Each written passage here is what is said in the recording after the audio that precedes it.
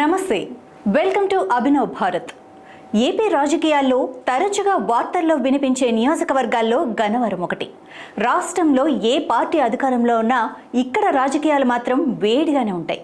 గన్నవరంలో 2 సార్లు తెలుగుదేశం పార్టీ నుంచి ఎమ్మెల్యేగా వరుస విజయాలు సాధించిన వల్లభనేని వంశీ రెండోసారి గెలిచిన తర్వాత రాష్ట్రంలో వైసీపీ అధికారంలోకి రావడంతో 2019 నుంచి ఆ పార్టీకి దగ్గరయ్యారు.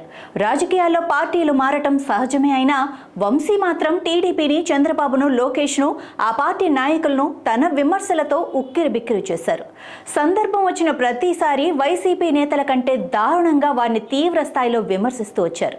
చివరకు చంద్రబాబు కుటుంబంపై కూడా మాట్లాడిన వంశీ తీవ్ర దుమారాన్ని రేపటంతో పాటు టీడీపీకి ప్రధాన శత్రువుగా మారిపోయారు. ఇదంతా గతం. ఇప్పుడు ప్రభుత్వం మారింది. 2024 ఎన్నికలలో వైసీపీ నుంచి పోటీ చేసి ఓడిపోయిన వంశీ రిజల్ట్స్ తర్వాత నియోజకవర్గానికి పూర్తిగా దూరమయ్యారు. మరోపక్క తన చుట్టూ ఉచ్చు బిగుస్తున్నారని, లోకేష్ రెడ్ బుక్లో మొదటి పేరు తనదే ఉందని ముందుగానే పసిగట్టిన వంశీ తనపై కేసులు నమోదు కావడంతో విదేశాలకు చెక్కేశారు.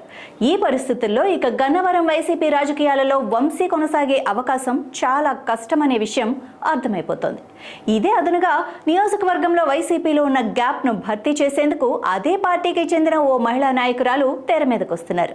గన్నవరం నియోజకవర్గంలోని ఉంగుటూరు జెడ్పీటీసీ డాక్టర్ దట్టా సీతారామలక్ష్మి పేరు తాజాగా నియోజకవర్గ రాజకీయాల్లో తెర మీదకొచ్చింది.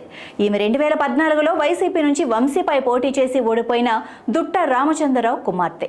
సీతారామలక్ష్మి భర్త డాక్టర్ శివ భరత్ రెడ్డి జగన్కు అత్యంత సన్నిహితుడు కాగా, పార్టీ ఫిరాయించి వైసీపీలోకి వచ్చిన వంశీపై గడిచిన 5 ఏళ్లు ఢీ అంటే ఢీ అనే రీతిలో పోరాటం చేశారు.